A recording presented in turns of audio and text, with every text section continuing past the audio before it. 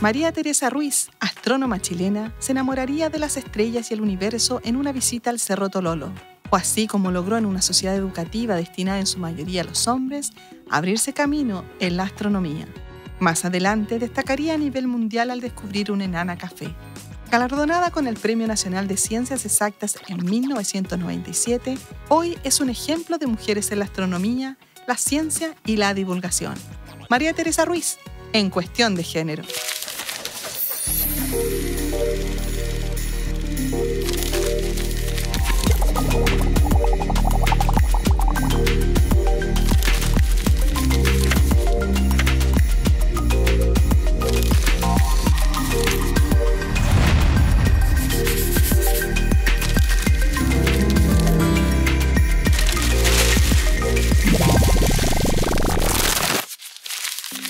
Hola, soy María Teresa Ruiz, soy astrónoma de la Universidad de Chile y Premio Nacional de Ciencias Exactas del año 97.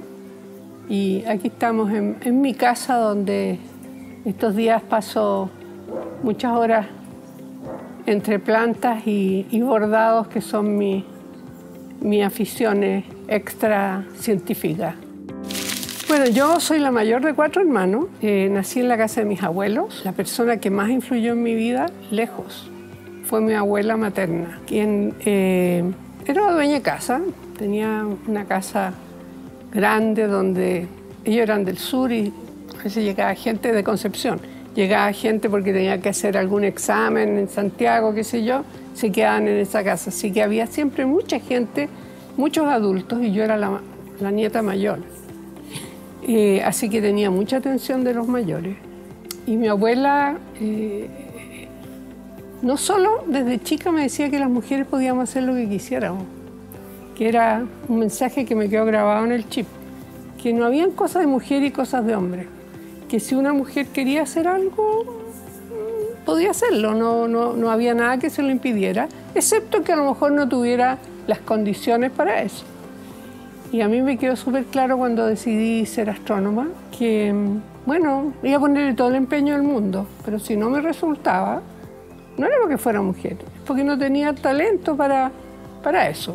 Si no todos tenemos talento para todo, uno tiene que tratar de identificar lo antes posible por dónde van los talentos que tiene. Así uno no se equivoca tanto. Y mi abuela era un genio de la lana. Oye, siempre me quedó grabado la sensación que yo tenía cuando veía unas lanas así, 2-dimensionales, así una cosa, un hilo, que mi abuela le hacía unos movimientos con las manos y tejía unas cosas espectaculares a crochet que se transformaban en objetos hermosos, tridimensionales. Época en que había muchos niños y bebés naciendo en la familia, así que había mucho trabajo de hacer chales y cosas. Y esa capacidad de modificar la realidad me llamaba muchísimo la atención. Y aprendí a tejer y a bordar y a hacer todo tipo de cosas, yo creo que antes de los 6 años, que era cuando vivía con mi abuela, porque me encantaba estar con ella y aprender. Mi papá siempre fue como artista, estudió en la Bellas Artes y tenía un pequeño taller de pintura en la casa donde a mí era la única que me dejaba entrar. Así que también tuve ese privilegio de, hasta el día de hoy, el olor de las pinturas y los medium para diluir los óleos y todo eso es el mejor olor que puede haber.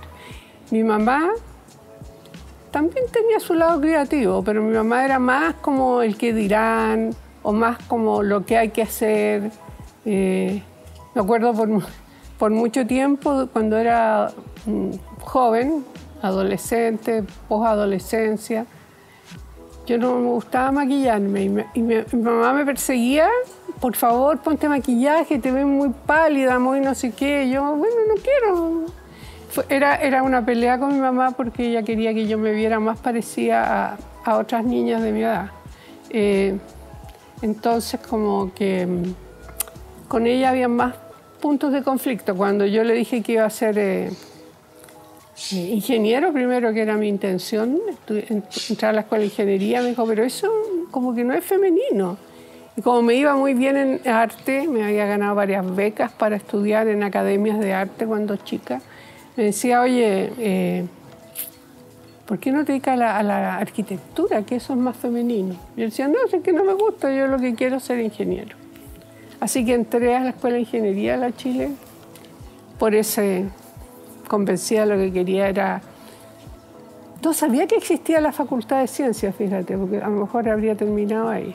Pero entré pensando en estudiar química y entender la materia y cómo se iba transformando la materia y de qué estaba hecho y todo. Y en esos 2 años iniciales en que te enseñan de todo, descubrí la astronomía. En un viaje que hice de estudiante a Cerro Tololo, donde después de saber un poquito cómo era nuestra galaxia, que el Sol era parte de la galaxia, que nosotros éramos una estrella más, el Sol con nosotros, de las miles de millones de estrellas que hay en la galaxia, y con lo curiosa que era yo, porque desde chica fui muy curiosa, preguntona, me encantó, me impresionó el no haber sabido nada del cielo, del universo, de las galaxias y las estrellas. Todo lo demás lo preguntaba, todo lo demás lo averiguaba y nunca me preocupé de mirar el cielo. Entonces, como casi a los 20 años, fui a Tololo una vez y vi el cielo en la noche estrellada, así espectacular, me llegó un flechazo que dije, esto tengo que saber más. Y acordando de mi abuela Telle, dije, ¿y yo por qué no? Pues, claro que puedo. Voy a hacer todo el empeño para tratar de ser astrónoma. Así que fue un día y una hora en que decidí aquello. No fue de a poco, no fue los niños esos que yo veo a mis nietos, ahora todos saben astronomía, oye. Todos hablan de los planetas y de los agujeros negros y tienen un conocimiento mucho mayor que lo que yo tenía. Yo no tuve ese comienzo de a poquito, sino que fue, como te digo, un momento en que la galaxia me flechó. Cuando entré a la Facultad de Ingeniería de la Universidad de Chile, éramos poquitas mujeres, muy pocas. La sección, habían, ya no me acuerdo, creo que 7 secciones de 100 alumnos que entrábamos a primer año. Y en mi curso, en mi sección, éramos 2 mujeres, pero la otra era una chica que era repitente y que yo creo que se conocía mucho de los cursos, entonces no siempre iba. Y a menudo era yo la única entre 120 alumnos que habían ahí en la clase. La facultad obviamente no estaba hecha para mujeres, pues estaba hecha para los chiquillos que se encontraban a jugar fútbol y había que hacerle quite a los pelotazos cuando uno pasaba de un lado a otro. En particular lo que yo sufrí fueron los baños. Los baños de mujeres, probablemente los de hombres también, pero los de mujeres eran... Y ahí conocí la generosidad y la solidaridad de género, porque mis aliadas en eso fueron siempre las secretarias, las bibliotecarias, las mujeres que trabajaban en dando apoyo a la investigación y a las docencias que se hacía ahí, se hace todavía en la facultad. Ellas fueron mis salvadoras. Y no lo pasé para nada mal, lo pasé bien. Así que no fue una cosa difícil. Habían algunos profesores medio molestosos que cuando en la clase decía una voluntaria al pizarrón, y yo la única mujer de la sala y tenía que ofrecerme de voluntaria. Fueron años divertido, entretenido. Fue la época de la reforma universitaria, donde el tema político ahí salió muy a la superficie y yo siempre fui muy despistada políticamente. No entendía la diferencia entre los partidos ni qué es lo que significaba ninguno de ellos. Y incluso la única vez que fui a una elección por voto popular era para ser la delegada de curso del primer año. Resulta que éramos 2 candidatos, era yo, que iba por la propaganda que salía en todas partes, era vota por María Teresa Ruiz, la momia de izquierda, porque nadie sabía cómo clasificarme. Y el otro candidato era Manuel Riesco, me acuerdo, que a mí me encantaba porque era como ordenadito, peinadito, así iba, no sé si iba con corbata, pero iba así como, no me daba miedo, era un personaje y además era muy inteligente, ¿eh? y siempre hacía preguntas en las clases, entonces eso me parecía muy atractivo. Así que yo creo que cuando llegó la votación yo voté por él y ganó él, no gané yo, por suerte. No, pues fue una época de muchos despertares y también de enamorarme cada vez más de la astronomía y darme cuenta que esta apuesta que había hecho, porque eso de cambiar ser ingeniero que te da como una cierta estabilidad económica y que ibas a poder conseguir trabajo, irme a astronomía, que era un poco una apuesta. Y sin embargo esa apuesta funcionó, porque hasta ahí decían, oye, en Chile van a llegar los grandes observatorios internacionales y tal cual, pues y esos fueron nuestros laboratorios. Muchas de las cosas que después he hecho y que han tenido reconocimiento nacional e internacional tienen que ver con que yo trabajaba con los mejores observatorios del mundo. Ese era mi lugar de trabajo. Bueno, las estrellas son nuestros ancestros, así que me parece que es un poco como estudiar nuestro propio origen, historia, ¿no? Las estrellas son las que se pasan la vida fabricando todos los elementos de los cuales la vida está hecha, ¿no? Cada uno de los átomos de nuestro cuerpo, y el mío y de todos nosotros, y de las plantas, lo fabricó el corazón de una estrella. Y también siempre ocultamente me interesaba la idea de saber si por ahí podría haber otros haciéndose las mismas preguntas, a lo mejor en un planeta que giraba en torno a una de esas otras miles de millones de estrellas que uno ve en el cielo nocturno. Y esa pregunta, que era bien como loca y medio abstracta en mi época de estudiante, hoy en día es súper concreta, y muchos de los grandes telescopios que se están construyendo hoy día y de las misiones espaciales que se van a estudiar el universo tienen como objetivo el buscar vida en otros lados del universo, en otros planetas. Bueno, primero se descubrió que sí había muchos planetas. Al principio pensábamos, como siempre los seres humanos hemos querido ser lo máximo, lo único, el centro de algo. Nos ha ido mal en esa posición. Y pensábamos que el sistema, en la astronomía se pensaba que el sistema solar era como único, si los planetas girando en torno a una estrella, y hoy sabemos que eso no es así. Y es más, que prácticamente todas las estrellas tienen planetas que giran en torno a ellas, porque es una consecuencia de cómo se forman las estrellas. Al formarse las estrellas, el corazón de una nube que colapsa, se desploma sobre sí mismo, se calienta muchísimo y llega a los 10 millones de grados, ahí viene una especie de bomba atómica que quiere hacer explotar esa nube, pero por otro lado la fuerza de gravedad hace que esa nube se desplome hacia su centro, atrae todo el material y el equilibrio entre esas dos fuerzas hace que las estrellas sean como son.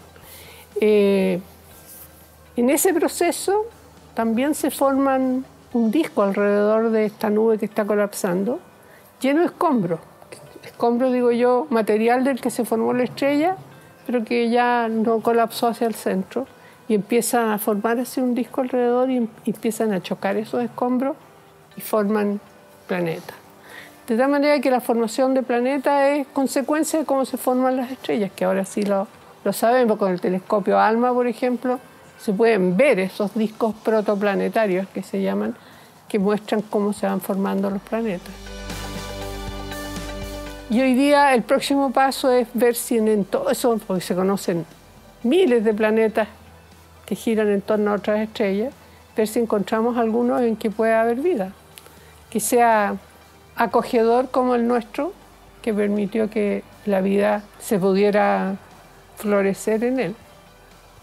Y esa es una de las misiones que tienen estos grandes telescopios y misiones que se están preparando para el futuro próximo en realidad. Así que eso era una de las cosas que me llamó la atención de las estrellas, ¿no? De saber que eran como el motor, uno de los motores que fabricaba por lo menos la materia prima para la vida.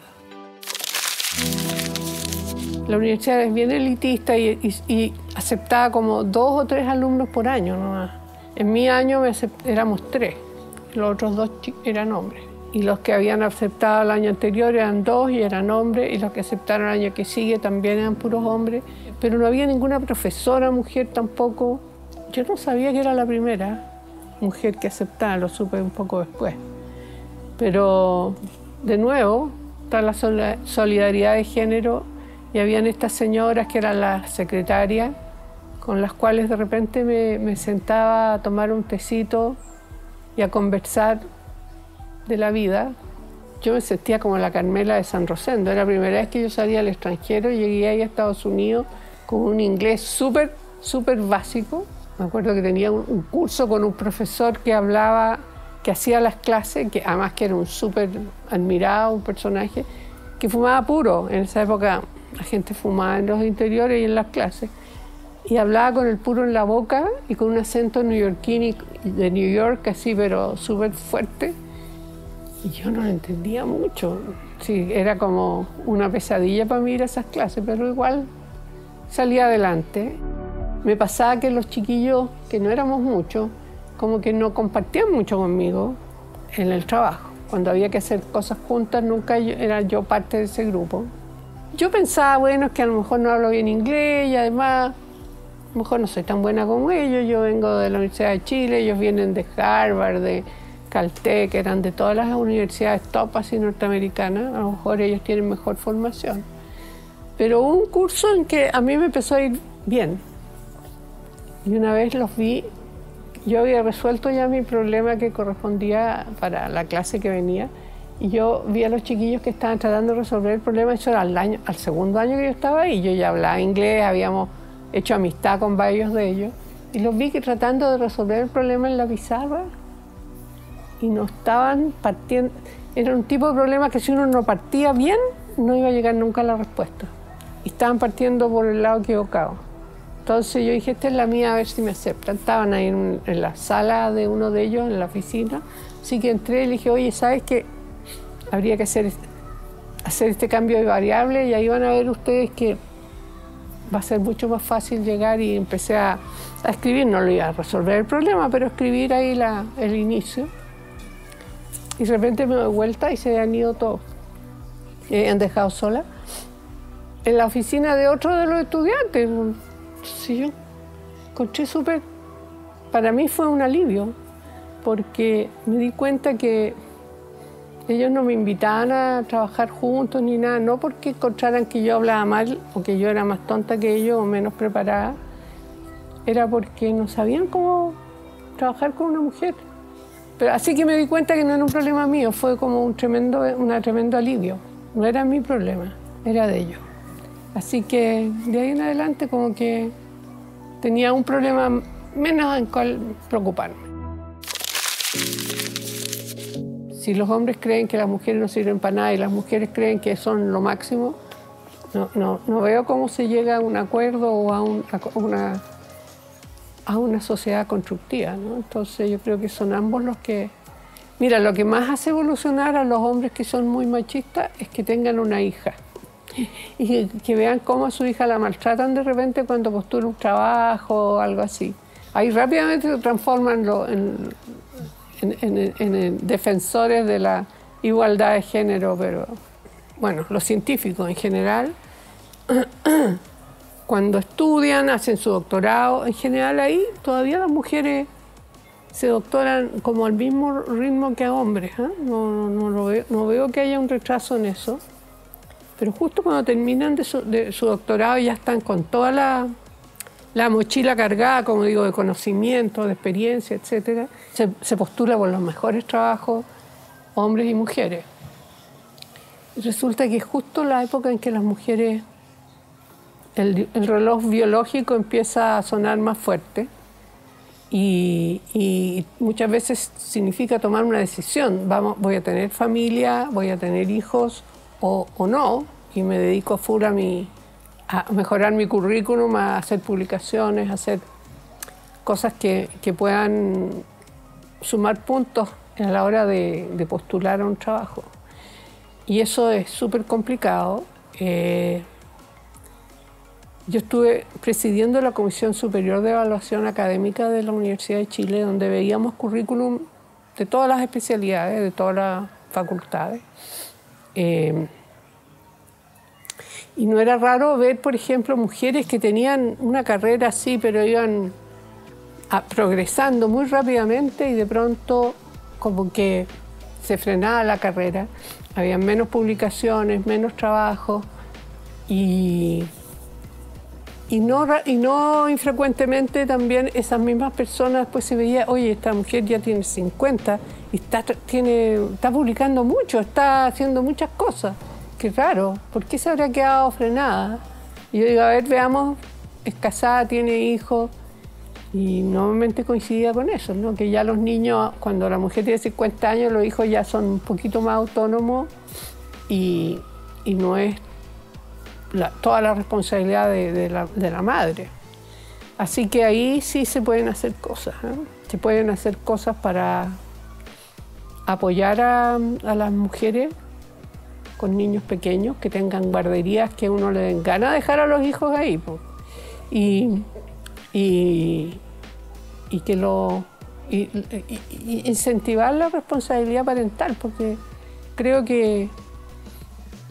yo creo que muchos hombres les gustaría ser a lo mejor más responsables de sus propios hijos y disfrutar de esos primeros años y de cuidarlos y de enseñarles y aprender de ellos. Uno aprende de los niños, pero no se da la oportunidad y bueno, y socialmente es bien castigado eso. Si un hombre decidiera quedarse en su casa a cuidar a los niños, como que lo miran como que es un tonto.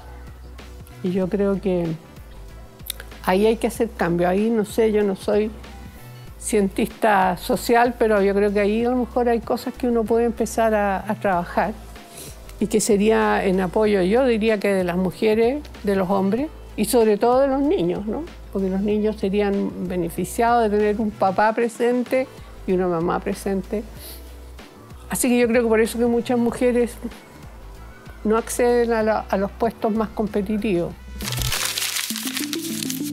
Mira, cuando me dieron el Premio Nacional, ya el hecho que me presentaran como candidata, yo sentí que ya estaba premiada. Porque en Chile, por lo menos, y yo creo que en el mundo también, entre los científicos hay muchos celos y difícil que un científico reconozca algo bueno en el otro, ¿eh? Entonces, el que me hayan presentado, yo encontré que ya era un premio que reforzaba eso que te decía yo, de que estaba yo en un lugar acogedor también y un lugar donde tenía amigos. Cuando me dieron el premio, una de las cosas que sentí es que como que una duda que había tenido de tiempo.